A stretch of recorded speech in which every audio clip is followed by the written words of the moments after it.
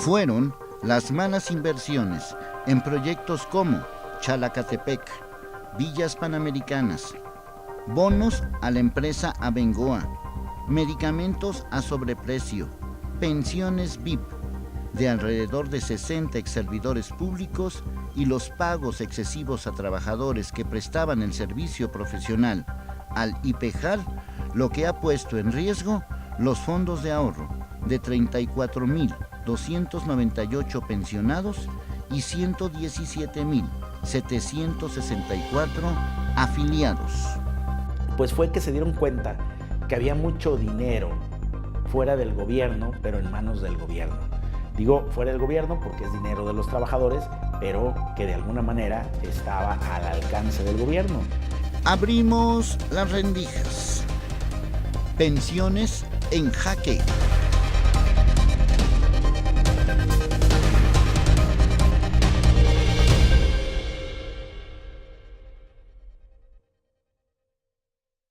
El origen durante la administración del exgobernador Emilio González, en la que se aprobó una iniciativa de reforma a la ley de pensiones en la que se permitió que el Poder Ejecutivo pudiera de manera discrecional hacer inversiones sin contrapeso, mismas que antes eran verificadas por el Congreso de Jalisco.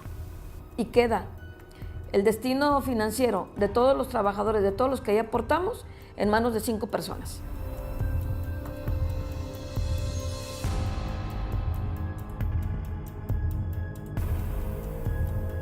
Tres de ellos representantes del gobernador. Había 2 que tuvieran que hacer oposición o no. Pues, ¿qué hacemos ahí, no? Finalmente. Una vez aprobada la nueva ley de pensiones del estado de Jalisco, se incrementó la edad de retiro para poder recibir una jubilación, una pensión. Además, en un inicio, la aportación de los trabajadores era del 5%, pero después se incrementó de forma paulatina hasta llegar a 11.5%. Nosotros, como trabajadores, pagábamos el 5% de nuestra aportación de nuestro sueldo.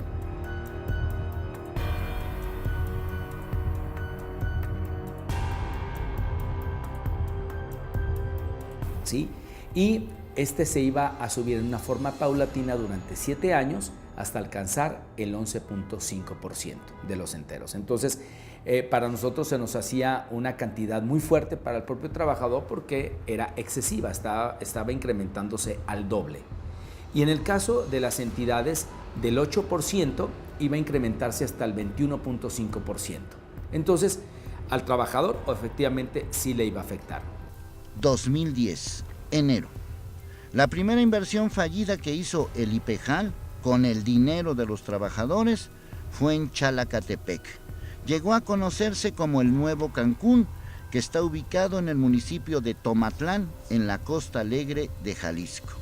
Tenía como finalidad la construcción de 14,000 cuartos de hotel.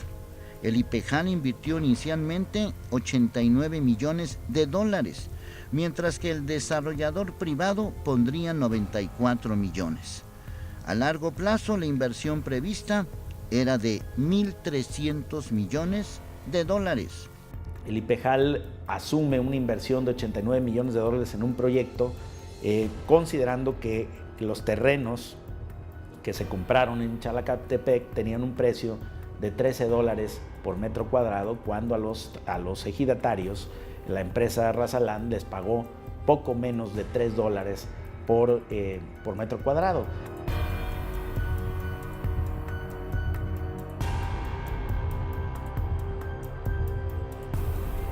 Entonces lo que hizo es que los $89 millones en realidad compraron todo el predio de las 1,200 hectáreas y fueron dueños solamente del 48% de las acciones y el 52% Razaland, sin haber esta empresa puesto un centavo. Lo que hicieron fue venderle a sobreprecio al fondo de los trabajadores unos terrenos que al día de hoy siguen en litigio. Por eso es que este proyecto no ha arrancado, por eso es que hay un conjunto de amparos y juicios agrarios en tribunales pendientes de resolver. El proyecto se puso en marcha sin considerar antes la planeación ambiental. Se vendieron al IPEJAL a sobreprecio de $13 por metro cuadrado un predio de 178 hectáreas, cuando en realidad el precio fue de $3.6 el metro cuadrado, 4 veces más. Pero eso no es todo, porque el terreno, hasta hoy, sigue en litigio, ya que los ejidatarios de José María Morelos detuvieron las obras y exigieron que se les restituya sus hectáreas que fueron vendidas de manera ilegal al IPEJAL. Por eso, el proyecto está varado. Hay muchos personajes metidos, mucha gente que aún está en la política, que tiene grandes intereses en estas zonas, pues porque va a ser una zona que va a despuntar inevitablemente.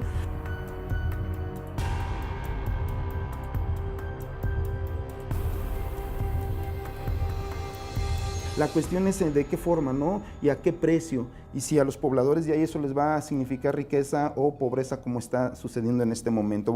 El porcentaje de las acciones del IPEJAL en Chalacatepec pasaría del 48.5% durante la administración de Emilio González al 27% durante el gobierno anterior. Es decir, cada vez fueron menos las acciones para el IPEJAL. En esta inversión, por supuesto que nosotros como organización federativa la estuvimos observando. La inversión ya se había realizado, ya había un fideicomiso y había que cuidarla porque el dinero ya había entrado, nuestro dinero está invertido. ¿Qué sucede? Pues nosotros hemos tratado de cuidar esa inversión porque a final de cuentas ahí está el dinero. O sea, al menos lo vemos palpable en un proyecto que nos parece un megaproyecto turístico que puede ser muy interesante, pero que hasta el momento no hemos visto los frutos de ese megaproyecto. Una estafa descomunal que fue suscrita, aumentada y corregida por el gobierno anterior de Jalisco y que ahora parece otra vez mantenerse. El proyecto de Chalacatepec sigue en pie.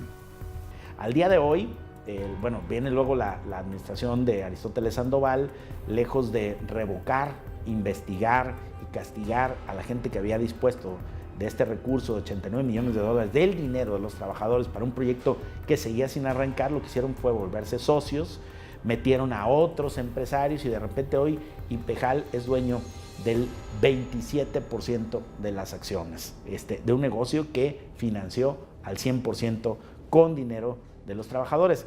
Estamos contentos por lo menos ahorita en el instituto.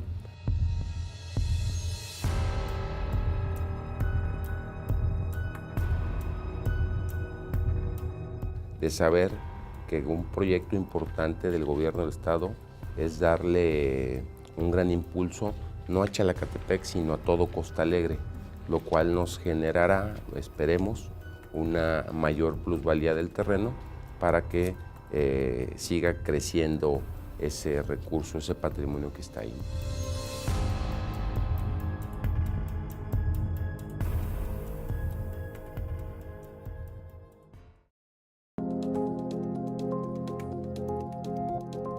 A pesar de tener antecedentes de una inversión fallida en Chalacatepec, el IPEJAL decide nuevamente tomar el dinero de los trabajadores y pensionados del estado de Jalisco para invertir en las villas panamericanas que albergó a 7.500 atletas en los Panamericanos del 2011. La inversión de 690 millones de pesos corrió a cargo del IPROVIPE, 340 millones del Fondo de Pensiones y 200 millones aportó una constructora, quienes fueron los encargados de la edificación, y que por cierto no contaba con licencias y violaron todos los reglamentos de construcción. ¿Por qué el constructor Corey Integra, que fue el constructor de las villas panamericanas, no le pidió dinero al banco, sino al Fondo de Pensiones y Jubilaciones del estado de Jalisco para construir las vías panamericanas? Porque el banco no te presta para construir proyectos ilegales.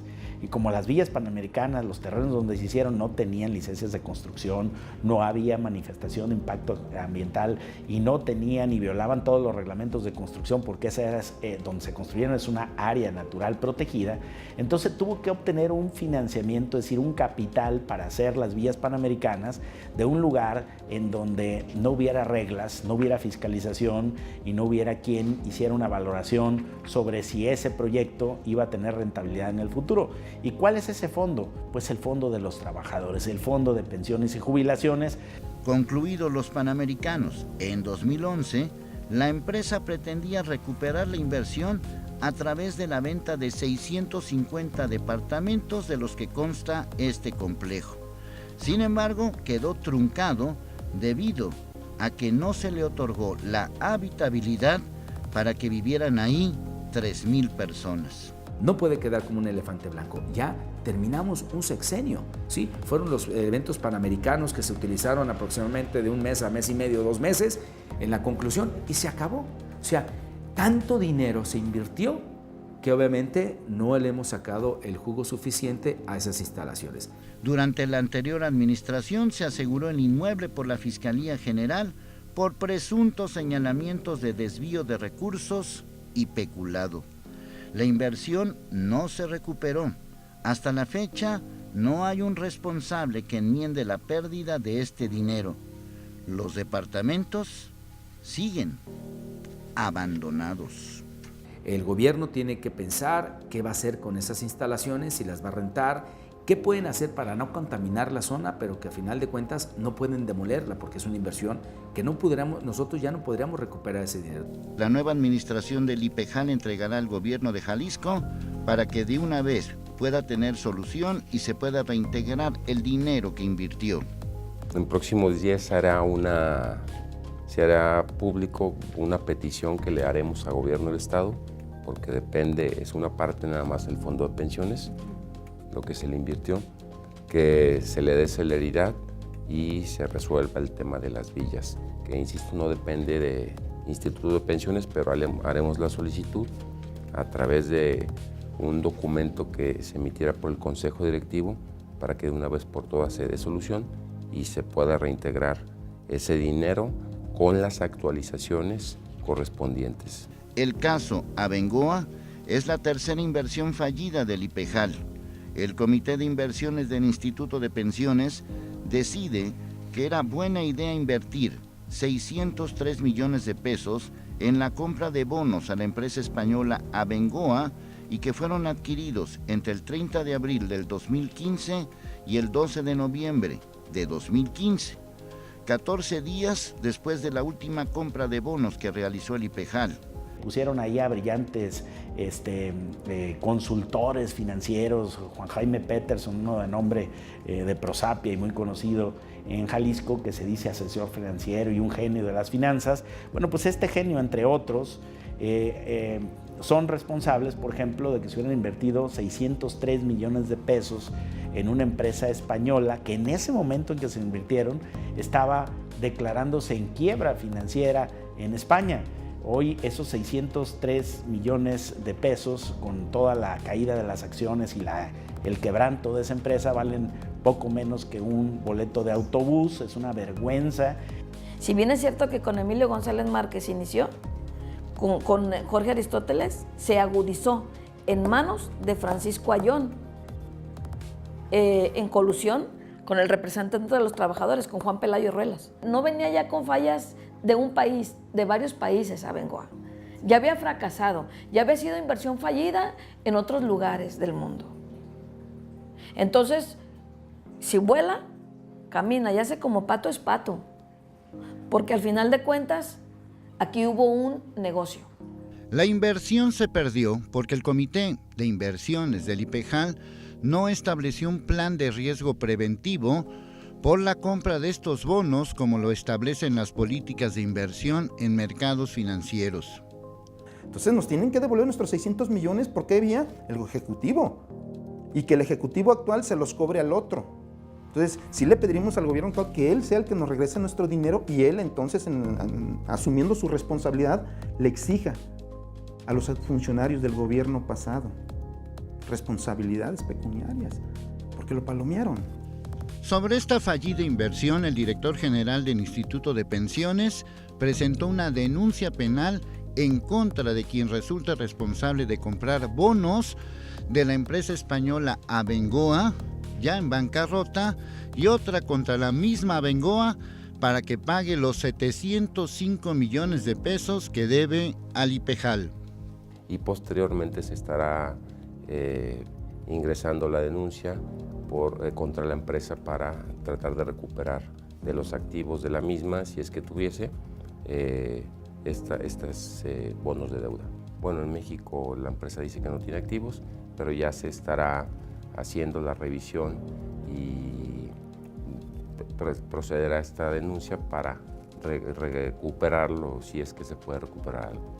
Luego de un informe interno de revisión practicado al Instituto de Pensiones de Jalisco por un contrato de adquisición y prestación de servicios con una abastecedora de insumos de salud, dejaron ver la corrupción que se estaba llevando entre autoridades del IPEJAL y sus proveedores de insumos y servicios médicos, luego de que se dio a conocer que había alteración y falsificación de facturas, manipulación del sistema, desabasto de medicamentos, pagos por servicios inexistentes y sobreprecio en medicamentos. De cómo pues se compraba medicamento a sobreprecio precisamente a empresas de un señor que hoy le dicen que es superdelegado, ¿no?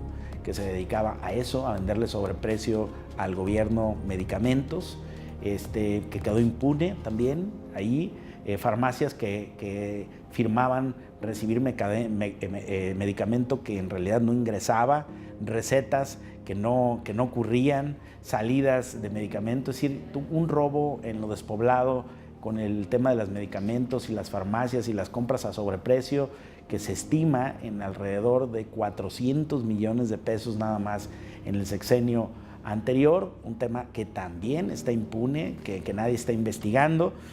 El dato que se tiene y que observó la Auditoría Superior del Estado de Jalisco de la Cuenta Pública 2016 es que el monto del desfalco ronda los 29.516.788 pesos, pero no se descarta que pueda ser mayor este robo. Hoy por hoy están detenidas entre 2.000 y 3.000 cirugías. Todavía ha habido avances en la regulación de medicamentos poco a poco, y hay que entender que y dar el beneficio de la duda en el sentido de que todavía estamos así como en la curva del aprendizaje o de la prudencia, la nueva administración. Pero por supuesto que en el tema de farmacia, en el tema de medicamentos, en el tema médico, hay un problema muy, muy grande. Habrá que escarbarle mucho más todavía.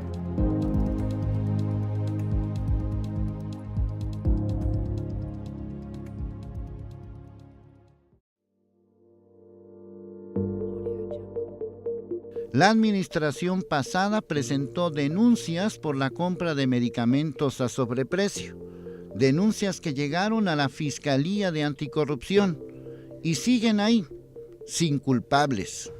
¿No les han dado algún avance de esto? Hasta ahorita no tenemos conocimiento de avances y hemos estado coordinados para conocer el estatus que lleva la carpeta de investigación, o sea, cómo se va integrando, ¿no? Hemos estado en Contraloría Jurídico del propio instituto, se han dado los datos que nos ha pedido la autoridad correspondiente. La nueva dirección del Instituto de Pensiones de Jalisco revisará las pensiones VIP de alrededor de 60 ex servidores públicos que cobran al mes arriba de 100,000 pesos. ¿Cómo es posible que se permita toda esta serie de saltos y engaños para que los funcionarios salgan con pensiones de más de 120,000 pesos por un corto tiempo y los trabajadores tengamos que luchar para salir con pensiones de 6, 7,000 pesos cuando mucho? En caso de comprobarse que estos funcionarios sí cotizaron durante los años que establece la ley estas cantidades, no podrá retirárseles, ya que se pensionaron con el sueldo del último año cotizado. Otro caso que podría quedar impune.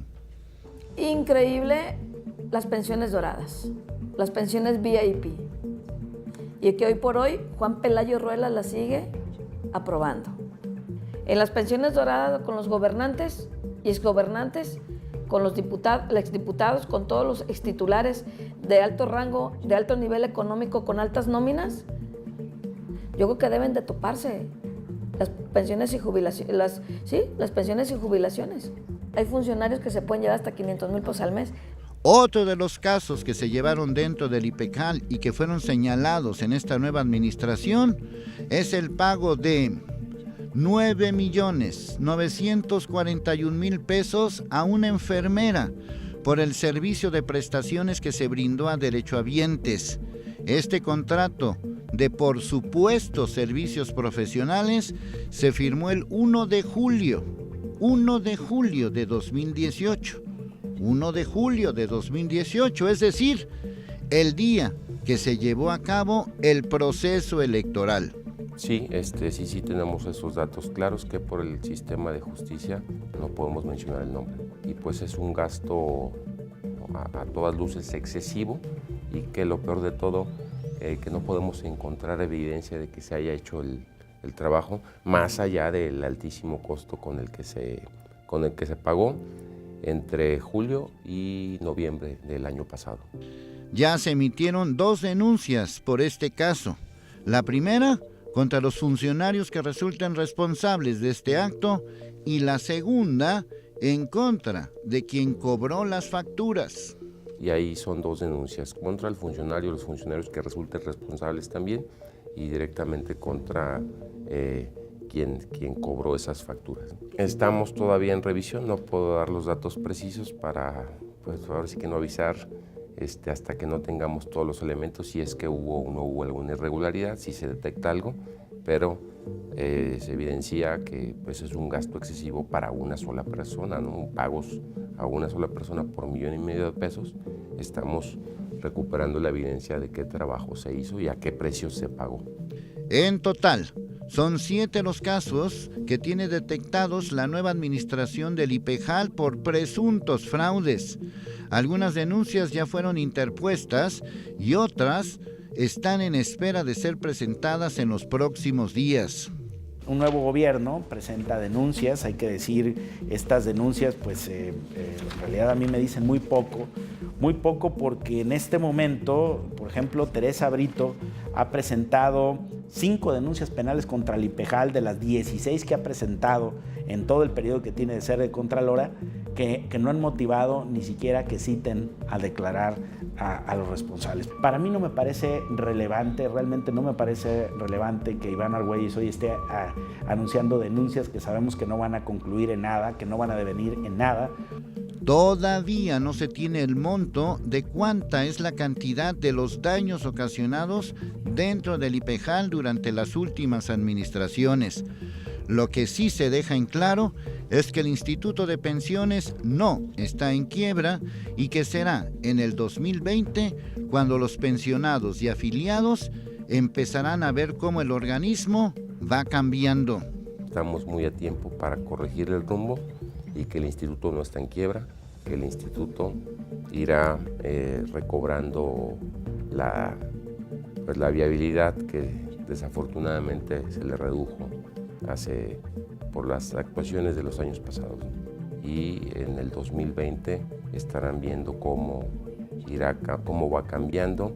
Puedo decir que desde la operación misma del instituto ya tenemos 4 módulos de prestaciones, que es donde tramitan los afiliados o pensionados sus créditos, abiertos en tan solo 90 días. Perdón.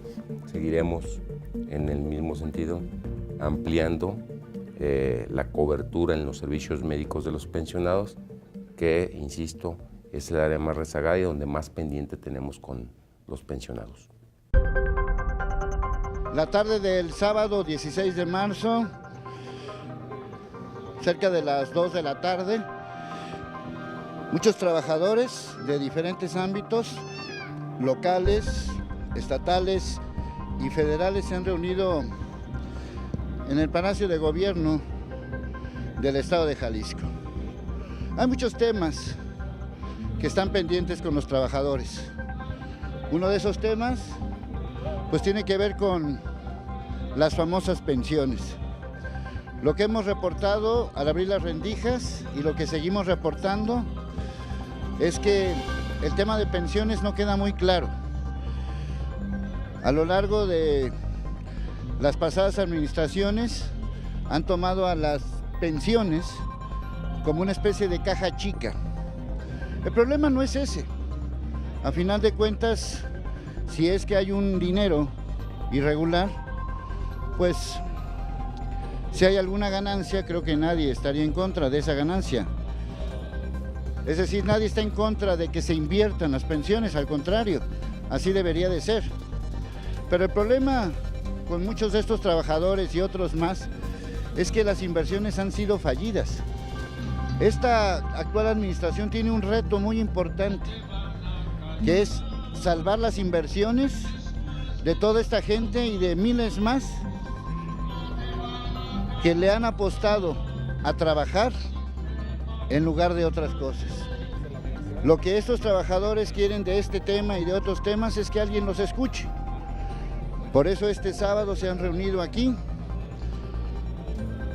han estado manifestándose, como hemos visto, y están pidiendo justicia, una justicia laboral que al paso de los años parece que nadie los escucha. A final de cuentas, nosotros tenemos la idea clara de que si no cambiamos la ley, a quien pongan ahí va a poder caer en actos de corrupción y no hay contrapesos. Esperemos que hoy que entra un nuevo Consejo de Administración realmente hagan bien las cosas.